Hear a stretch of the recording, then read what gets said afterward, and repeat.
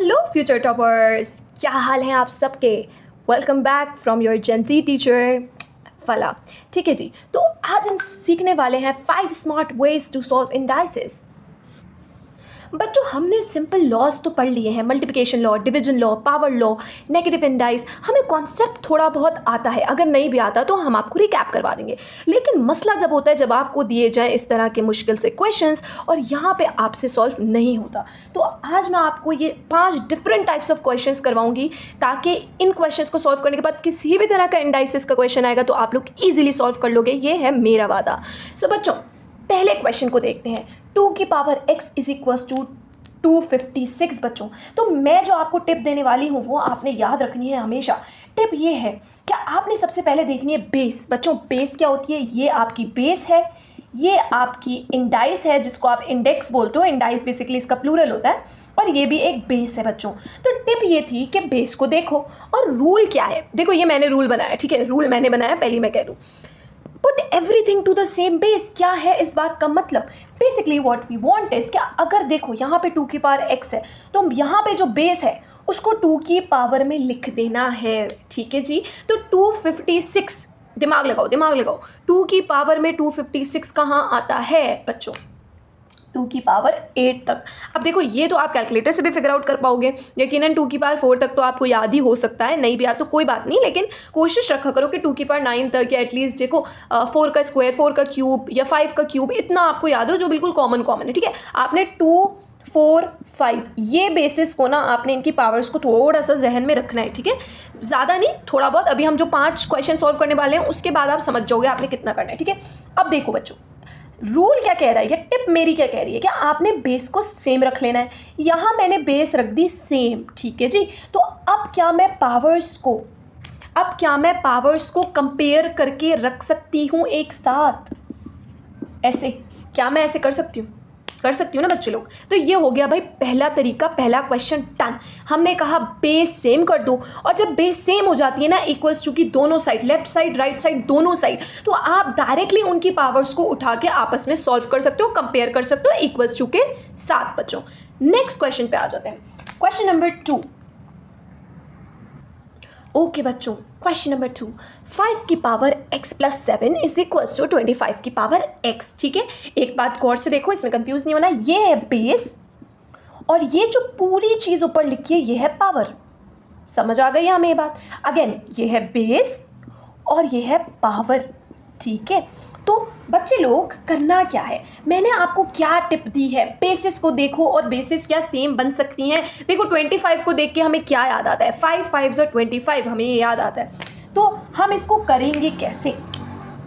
5 की power x plus 7 is equals to 5 square. बच्चों, ठीक है, 5 स्क्वायर, अभी तक बस इतना लिखा है मैंने, और आगे क्या है इसके?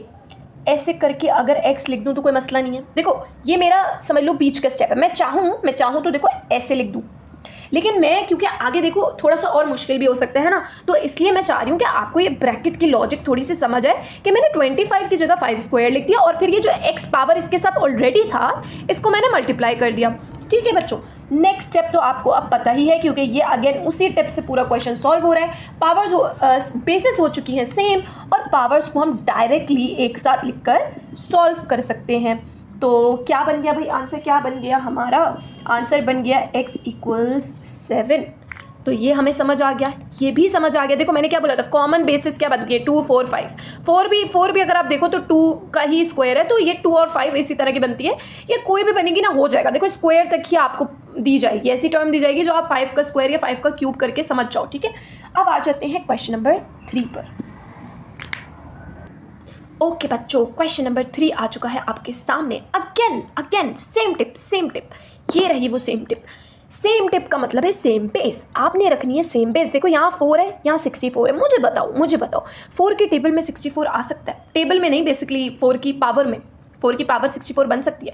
अगर आप 4 देखो, यानी बेसिकली मैं कहना चाह रही हूँ 4 का स्क्वायर कितना होता है? 16। 4 का क्यूब कितना होता है? 64 बच्चों, 64। इसीलिए मैंने आपको कहा कि बेसिक जो है ना उसको थोड़ा सा याद रख लेना, वरना कैलकुलेटर तो है ही है।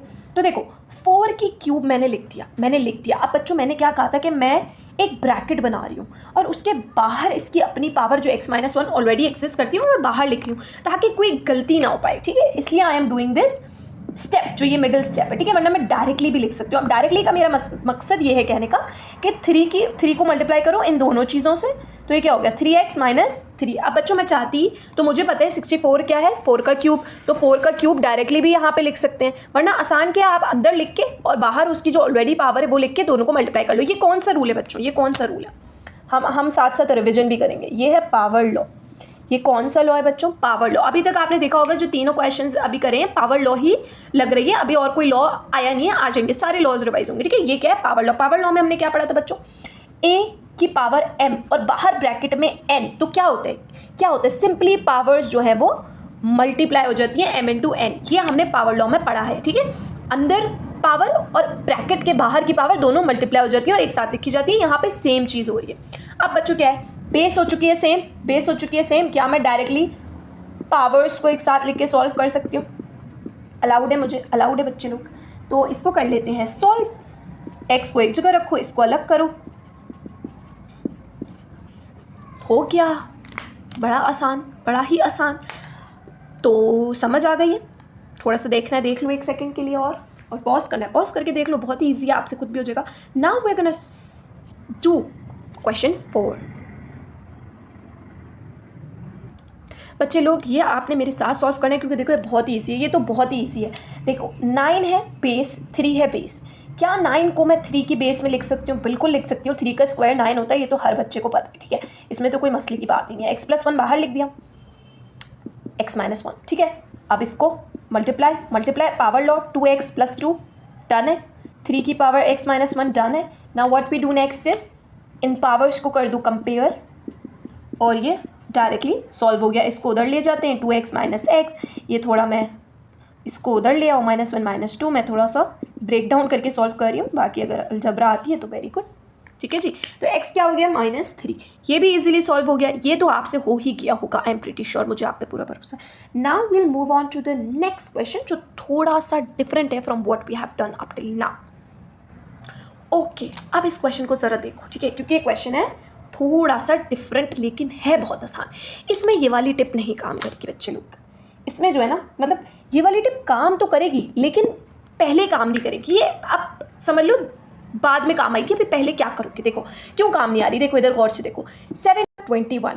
सो the first rule that we are saying कि सबको सेम बेस कर दो, वो यहाँ पे इतना डायरेक्टली काम नहीं आएगा, क्योंकि देखो 21 पहली बात तो परफेक्ट स्क्वायर है ही नहीं, तो कोई भी नंबर लिख दूँ मैं यहाँ 2 की पावर 3, 7 की पावर 2, 7 की पावर 3 या 3 की पावर 9, कुछ भी लिख दूँ तो 21 नहीं बनेगा, क्योंकि 21 एक परफेक्ट स्क्वायर नहीं है। लेकिन अगर आप नोटिस करो कि एक कॉमन आर्क तो है, यहाँ पे 7 × 3 लिखा है जो कि एग्जैक्टली 21 के बराबर है। तो अगर मैं यहाँ पे 7.3 लिख दूँ, ठीक है, लिख दूँ, अभी कुछ भी नहीं, हम सिर्फ एक्सपेरिमेंट कर रहे हैं, क्योंकि हमें एक लिंक नज़र आ रहा है, कॉमन लिंक दिख रहा है, तो मैंने लिख दिया, ठीक है। अब बच्चे लोग एक चीज़ देखो, एक चीज़ सामने नज़र आएगी, यहाँ पे और यहाँ पे दोनों जगह 7 है जो कि मल्टीप्लाई हो रहा है। अगर मैं मल्टीप्लाई का साइन बना दूँ तो इसका मतलब क्या हुआ कि अगर तो 7 को यहाँ पे ले आऊँ तो डिवाइड में कट जाएगा, तो क्या मैं 7 को कट कर दूँ 7 नहीं बचेगा, राइट, नहीं बचेगा ना, इस बात पे हम लोग अग्री कर रहे हैं। सो नेक्स्ट काम तो हो गया, यू हैव 3 की पावर 1, फिर अगेन आपका सेम चीज़ हो गई, put everything to same base, automatically done, 3x - 2 = 1 and you have x = 1 as your answer here. So these are 5 smart ways to solving indices, क्योंकि इसी के अराउंड रिवॉल्व करते हुए आपके क्वेश्चंस आएंगे, इसके अलावा कुछ नहीं आएगा। एक क्वेश्चन ऐसा है, इनफैक्ट 2 बोनस क्वेश्चंस ऐसे हैं जो मैं चाहती हूँ कि मैं सॉल्व करवाऊँ, और ये आपने थोड़ा सा दिमाग लगाना है। This is like a bonus question. So ये है क्वेश्चन, ठीक है, गौर से देखना, घबराना नहीं है इन seeing the question, because it looks a little too much, but honestly it's very easy, क्योंकि जो मैंने आपको एक टिप दी है उससे आपका क्वेश्चन कोई भी तरह का हो तो सॉल्व हो जाएगा, राइट। तो इसके लिए मुझे जगह भी थोड़ी ज़्यादा ही चाहिए होगी, 1 मिनट बच्चे लोग। ओके, सो मैं यहाँ से स्टार्ट कर रही हूँ, ठीक है। पहला स्टेप है, यहाँ पे 2 लिखी हुई एक बेस, इसका मतलब मैं बाकियों को भी 2 की बेस में ले जाऊँ तो विल दैट हेल्प, ठीक है। तो 4 ऑब्वियसली 2 के स्क्वायर से इस बेस में आ जाएगा, तो मैं ऐसे लिख दूँ, देखो सही लिखा है, 2 की पावर 2 ब्रैकेट में x माइनस 3। देखो अगर मैं ऐसे लिखूँ तो भी एक ही बात है, 2 की पावर 2 x माइनस 3 एक ही बात है। और अगर मैं ब्रैकेट्स को इस तरीके से बना दूँ 2 की पावर 2 और मल्टीप्लाई दिस थिंग, तो ये भी एक ही बात है, ठीक है, इट्स द सेम थिंग। यहाँ पे क्या है, 2 की पावर 3 एंड देन ब्रैकेट में 3x + 1, और इधर 0.25 क्या होता है बच्चों, 1/4। तो अगेन 1/4 का क्या मतलब है कि मैं 4 को भी 2 के स्क्वायर में लिख सकती हूँ, ठीक है। तो अभी तक मैंने क्या किया, अभी तक मैंने सारी चीज़ों को 2 की बेस में कर दिया। तो मैंने ये एक टिप जो मुझे पता थी मैंने वो निकाल लिया। अब मुझे आगे क्या करना है, सबसे पहले तो मल्टीप्लाई कर दें चीज़ों को, 3 3 = 9x + 3 ये हो गया, ठीक है, डिवाइड 2 × x 2x - 2 3 = 6 ये भी हो गया, ठीक है। एंड अगर मैं अब चाहूँ, इधर देखो, अब मैं कौन सा लॉ लगाने वाली हूँ, इट इज़ कॉल्ड एज या तो आप नेगेटिव इंडेक्स लॉ भी ले सकते हो या फ्रैक्शनल भी कह सकते हो। देखो हमेशा याद रखो कि जब आप डिनोमिनेटर से किसी भी नंबर को ऊपर लेके जाओगे विद इट्स पावर, तो पावर का साइन ऑपोजिट हो जाता है। In this case it will be -2। अगर यहाँ पे देखो 2 की पावर -2 ये न्यूमरेटर में, अगर मैं इसको नीचे ले जाऊंगी तो क्या होगा, पावर पॉजिटिव हो जाएगी। It's like vice versa.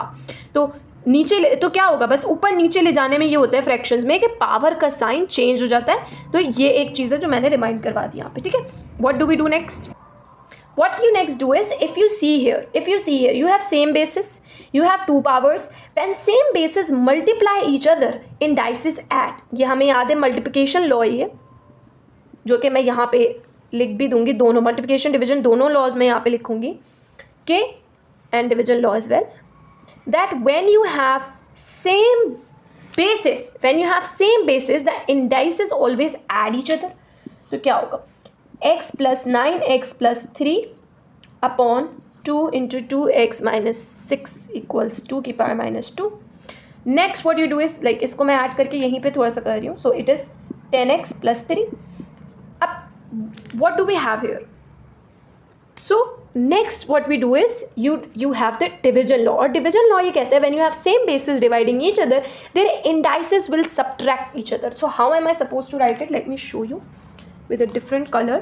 सबसे पहले तो 10x + 3 राइट, ये थोड़ा सा जो है ना वो करेगा, तो हम कोशिश करते हैं कि इसको ओके एंड ये आपकी नीचे की है तो माइनस का साइन एंड देन 2x - 6। देख रहे हो मैंने माइनस लगाया है बीच में और बराबर में 2 की पावर -2 है, ठीक है, बराबर में क्या है 2 की पावर -2। अब देखो इसको सॉल्व करो, 10x - 2x क्या होता है 8x और +3 + 6x क्या होता है 9, तो 8x + 9 राइट। तो मैं अभी के लिए यहाँ पे डायरेक्टली लिख रही हूँ 8x + 9। अब देखो मैंने जो आप लोग को अभी तक बताया था कि when you have same basis on both the sides you just simply compare there indices. तो 8x + 9 = एक मिनट रुक जाओ, 8x + 9 = -2 and basically it becomes -11/8. So this is how you solve it for x.